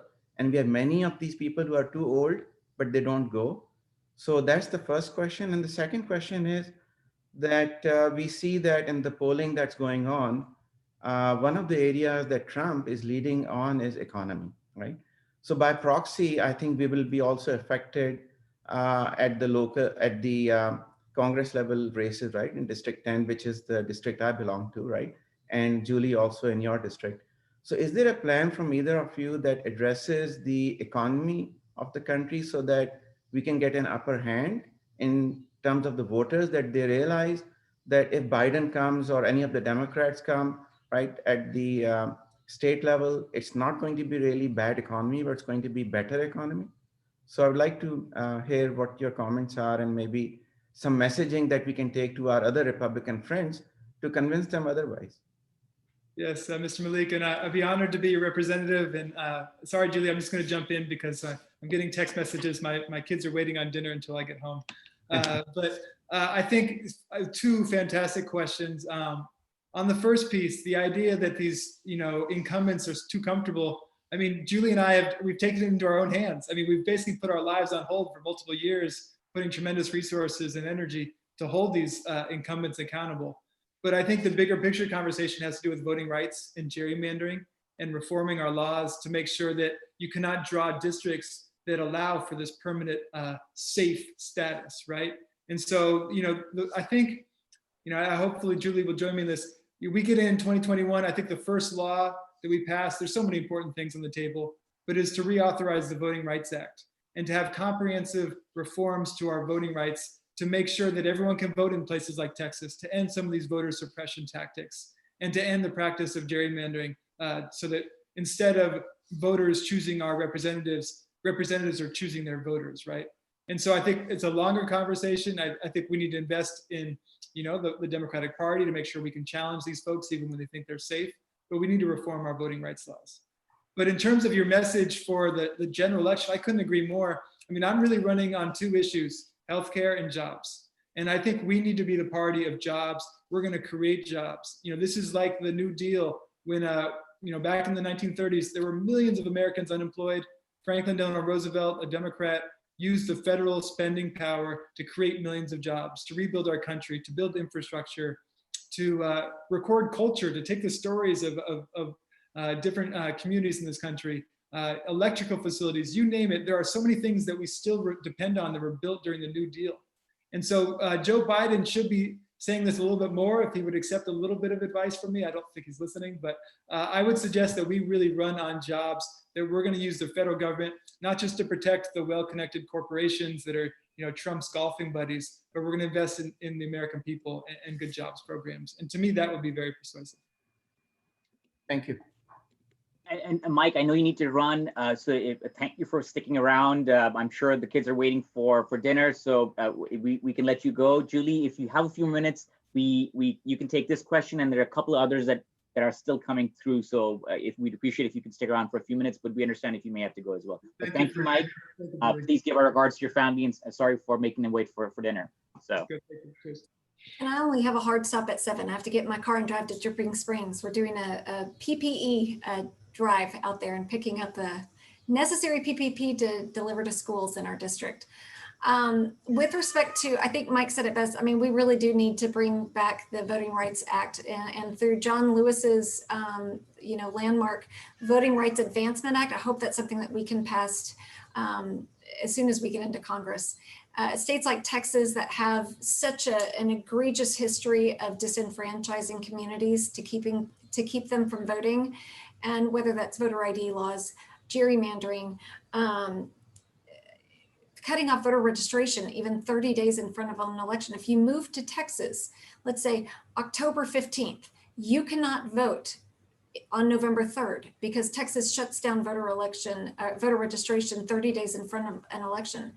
That is hugely, or I should say, it impacts people who move frequently, renters, apartment dwellers, even students. So ensuring that we pass the Voting Rights Advancement Act so that folks like Roger Williams, who quite literally did draw this district for himself when he was Secretary of State, can't do that. And I do think that some people are like, are you in favor of term limits? I said, if we actually had fair districts, truly fair districts, and it was never a slam dunk for a representative to get reelected, you wouldn't need term limits, because there are some representatives that are really good. And do you want to push them out after, 4 years, 6 years, 8 years? If they're actually serving their communities, not necessarily, but they should never feel like they are guaranteed to win the next election because it's been drawn to favor their party. With respect to the economy, I do think that the Democrat platform is the platform that actually grows economies. We've seen that under Democratic administrations. It's been proven out that Republican administrations typically might do well for Wall Street, but then the economy as a whole, and let's not forget that Wall Street should not determine the health of our economy, as indicated by what we're living through right now, millions of jobs lost, but Wall Street and the stock market are still doing quite well, impressively well.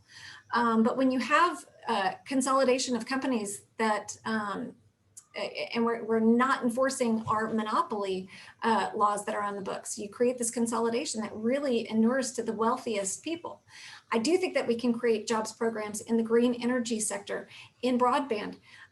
We are not connected. We see this right now with kids going back to school, or do they distance learn? If they don't have the ability to distance learn because there's no internet in their community, that's off the table. And so I do think that we could create a jobs program that would just connect houses and businesses throughout the state of Texas and throughout the United States. And I'll finish with this on this question. I think untethering healthcare from employment is one of the best things that we could do to jumpstart our economy. And I mean that because I know we have so many people who have incredible ideas that will go to retirement with them. They'll never be able to manifest because they stayed at a job where they needed the healthcare insurance or a family member needed that healthcare insurance. So if we really want to spark the ingenuity and we really want to spark entrepreneurship in America, let's untether insurance from employment so that people can go do those amazing things that we know that they're capable of. Great, thank you. That very comprehensive answer, Julie. Let's see if you want to take this question. This was on Black Lives Matter. Maybe you can just broaden it a little bit in terms of we see a lot of cultural, civil rights, social issues coming to the forefront right now. Black Lives Matter is just one example of them. What can we do? And can you maybe turn it around and tell us what can we do as a community? How do we participate in a well-informed, organized, and well-intentioned manner in furthering the discussion, and then also in terms of what results we can look for, what actions we can take, what outcomes we can look for in improving civil rights for others and as well as for ourselves? That is a great question. And I will tell y'all, I've been to Black Lives Matter protests throughout this 13 county district. Here in Austin, Marble Falls, Itasca, Texas, Hillsborough, Glen Rose, Cleburne, Burleson. Every time I've been somewhere, I know Dripping Springs had, I missed the Dripping Springs one. Every time I've been to one of these protests, they've been incredibly, incredibly peaceful.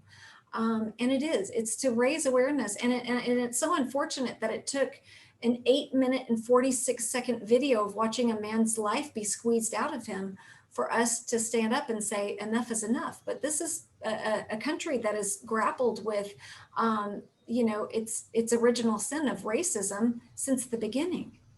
And it's also a country that never really has truly healed from even the Civil War. We didn't, remember, the North didn't declare victory. It was just a ceasefire. And there were no criminal charges brought against the generals of the South, who in modern history they would be considered treasonous. No accountability. And so I think that there has consistently been a lack of accountability from those who are in power. And typically, if we're being honest about it, it's white people in power. There's been a lack of accountability for the actions that they take.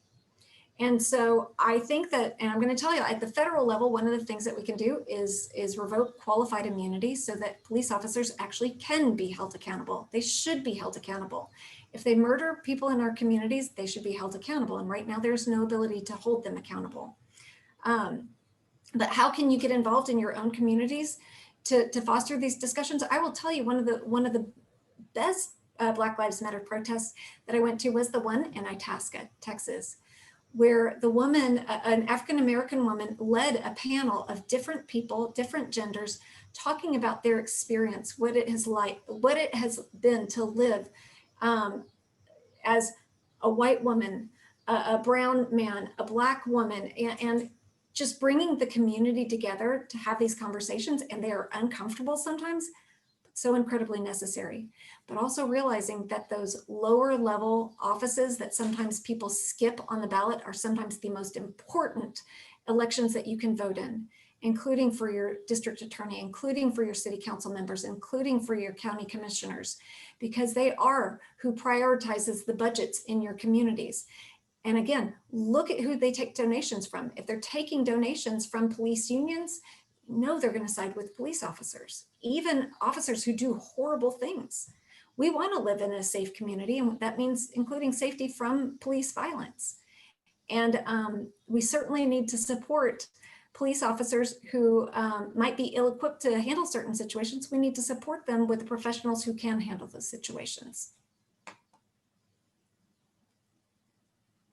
Great. And I guess I was trying to see, are there specific call outs for our community? How do we take an active role in this? I mean, the vision is important, and you've kind of given some elements of the vision over there.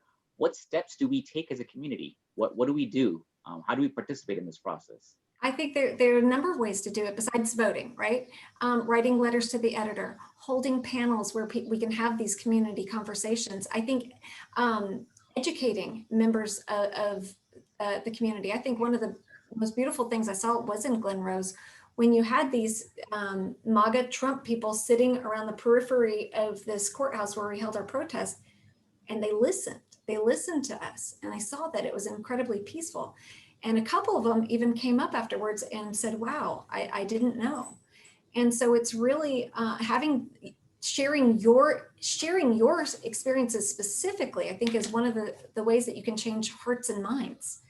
And running for office. We need people in office who are reflective of the communities they serve. And I know that's a big step to take to run for office, but it's an incredibly important thing to do. And if we want to see real change be affected in our communities, let's hire people. I mean, let's hire them for the job, right? Hire people who look like our communities and elect them. So if any of y'all have been thinking about it, don't think about it anymore, just do it. Thank you. Thank you for that call to action for our community. And thank you for sticking around for some additional questions. I wanted to call out that we are looking to do another event on Saturday, the 3rd of October with Wendy Davis, who's running in Texas 21. And that's another important election in our greater Austin, Central Texas area. So we're looking to have a similar type of conversation with Wendy on Saturday, 3rd of October at 5 p.m. Central Time, and we will post information on our Facebook page, Twitter accounts, and all that. Again, thank you, Julie, so much for sticking around for some additional Q&A. Thank you to the audience members. Quite a few stuck around for the additional session that we had at post 6:30. So we appreciate everybody's time on this weekend day, and we know we're taking away from family time. So thank you all for sticking around. Hope you had a useful and informative session. Hope you learned something. Hope you're taking away a call to action and will be involved in these efforts on an ongoing basis from here on out. Please feel free to reach out to our group. You have the Facebook page that you can go to. You have our individual contact information for all the folks who are sort of already involved with our organization. Reach out to us. We'll tell you how you can be involved. We'll tell you how you can volunteer for the campaigns, Julie Oliver's campaign, Mike Siegel's campaign, other campaigns in our area which are looking to make a difference to our lives. Thank you. With that, I'm going to bring it to a conclusion. Thank you all for your participation. Good evening and good night.